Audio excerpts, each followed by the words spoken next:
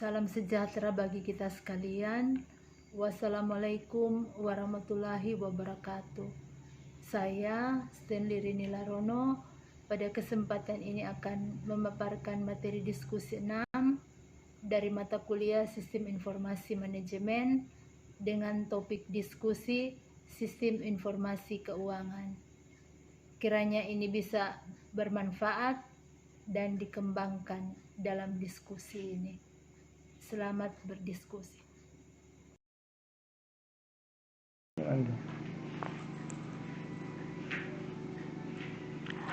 Apa itu sistem informasi keuangan?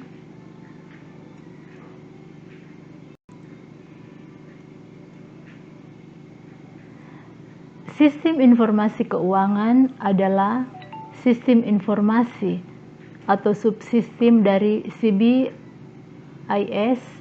yang memberikan informasi kepada orang atau kelompok baik di dalam instansi atau lembaga maupun di luar instansi atau lembaga mengenai masalah keuangan instansi atau lembaga.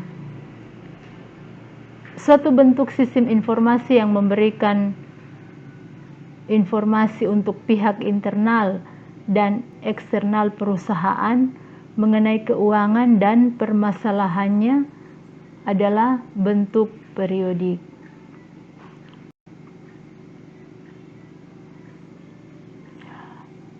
Selanjutnya, fungsi sistem informasi keuangan, yaitu untuk menentukan hasil daripada pelaksanaan operasi perusahaan. Yang kedua, untuk dapat mengikuti jalannya harta dan hutang perusahaan. Fungsi yang ketiga, yaitu untuk mempermudah perencanaan kegiatan-kegiatan perusahaan.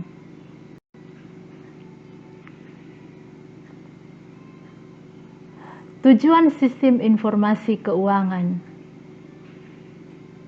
Tujuan sistem informasi keuangan ini terdiri dari, pertama, sistem informasi keuangan yang disusun itu harus memenuhi prinsip cepat. Sistem informasi keuangan yang disusun itu harus mempunyai prinsip aman. Kemudian, sistem informasi keuangan yang disusun itu harus mempunyai prinsip murah.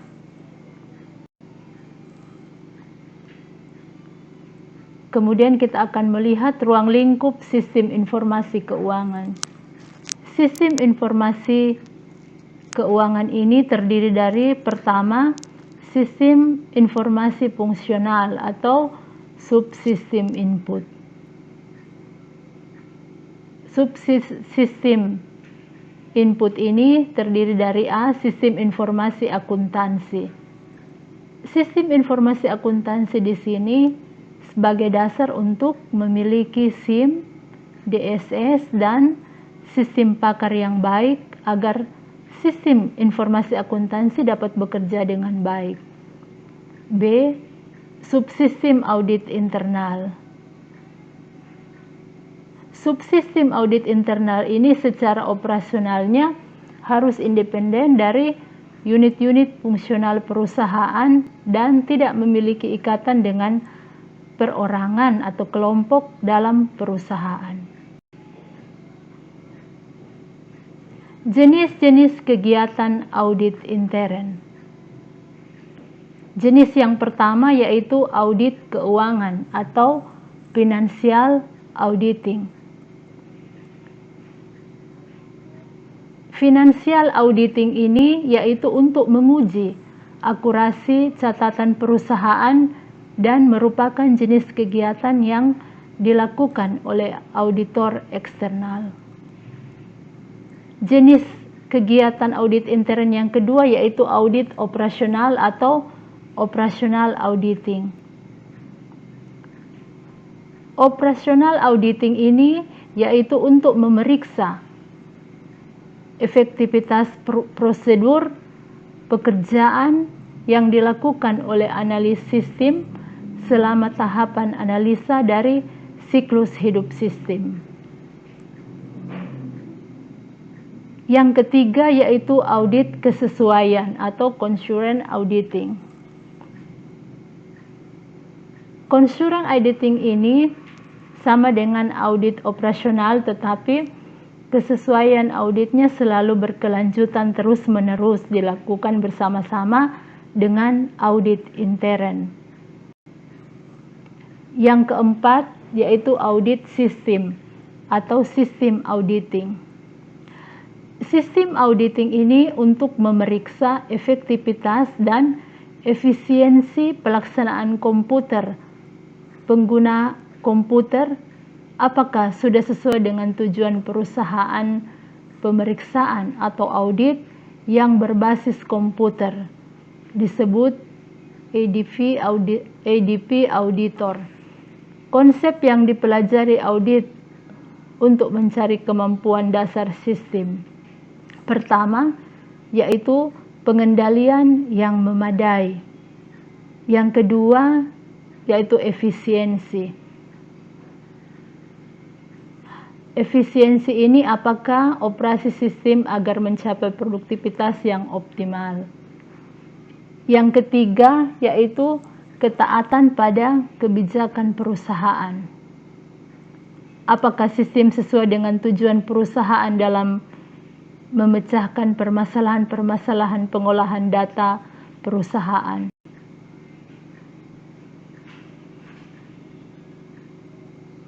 Yang berikut subsistem intelijen keuangan.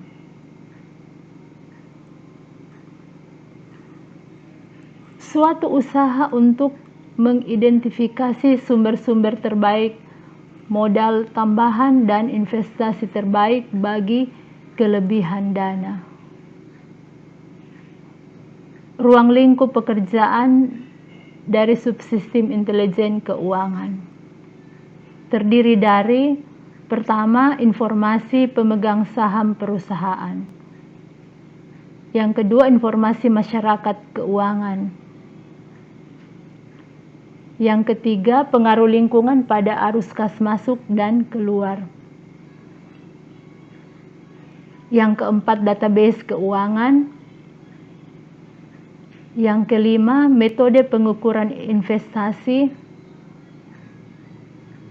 dan lain-lain.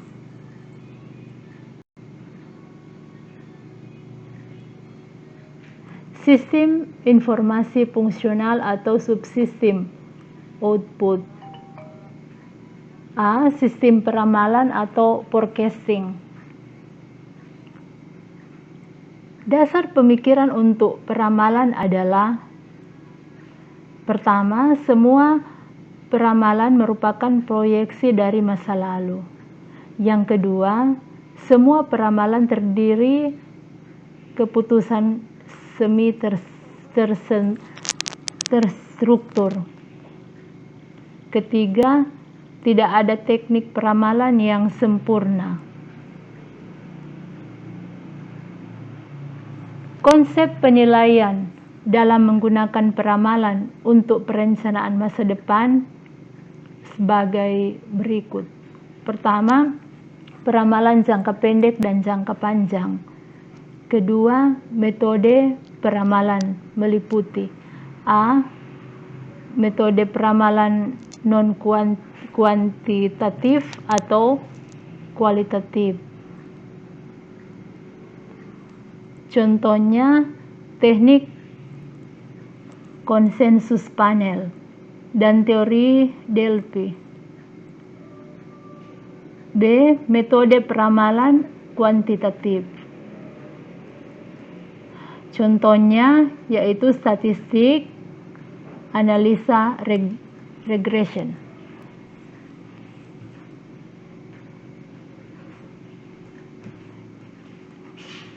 Ekonometrika linear programming. C.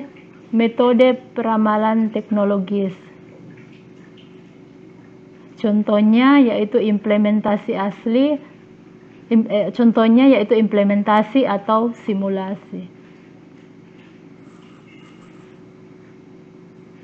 B. Subsistem manajemen dana.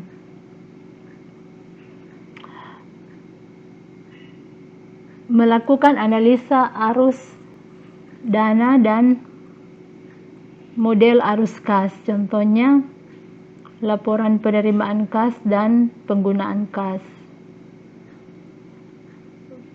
cash inflow dan cash outflow. C. Subsistem pengendalian. Hubungan pengendalian dari memproduksi atau menjual sejumlah barang tertentu disebut anggaran operasi, yaitu jumlah uang yang tersedia untuk digunakan dalam memenuhi tujuan operasi. Pengendalian peramalan. A. Proses pengangguran.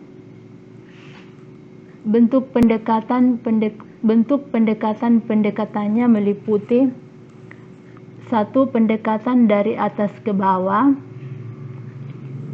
untuk menentukan jumlah anggaran, untuk menekan jumlah tersebut pada tingkat yang lebih rendah. Kedua, pendekatan dari bawah ke atas. Pertama, untuk proses anggaran dimulai pada tingkat organisasi terendah, lalu naik ke atas. Ketiga, pendekatan partisipasi. Pendekatan partisipasi ini menggunakan metode ilmiah dan model matematika dan statistik sebagai pengasumsinya. B. Laporan anggaran. Laporan anggaran ini contohnya yaitu budget komprehensif. C. Rasio kinerja. Rasio kinerja ini contohnya adalah analisa laporan keuangan. Selanjutnya, metode sistem informasi keuangan. Model sistem informasi keuangan ini terdiri dari 3 bagian, yaitu subsistem input, kemudian bagian proses intrasing, dan yang ketiga subsistem output. Subsistem output ini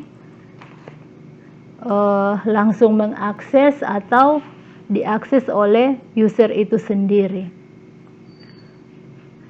Subsistem input terdiri dari sub internal dan sublingkungan dan sumber lingkungan. Sumber internal ini terdiri dari sistem informasi akuntansi. Sumber lingkungan itu sendiri yang terdiri dari 2 sub, yaitu sub sistem audit internal dan sub sistem intelijen keuangan.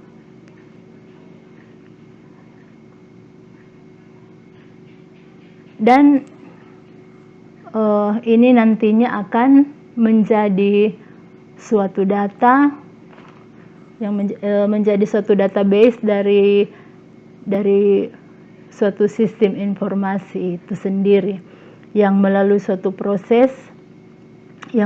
proses data intrasing dan kemudian akan keluar menjadi subsistem output, di mana subsistem output ini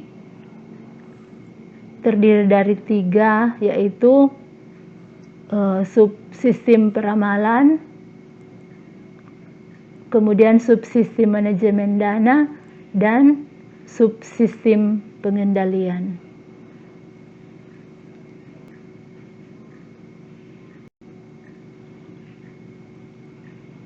Demikian, terima kasih, sampai jumpa pada tutorial berikutnya. Tak bagaimana.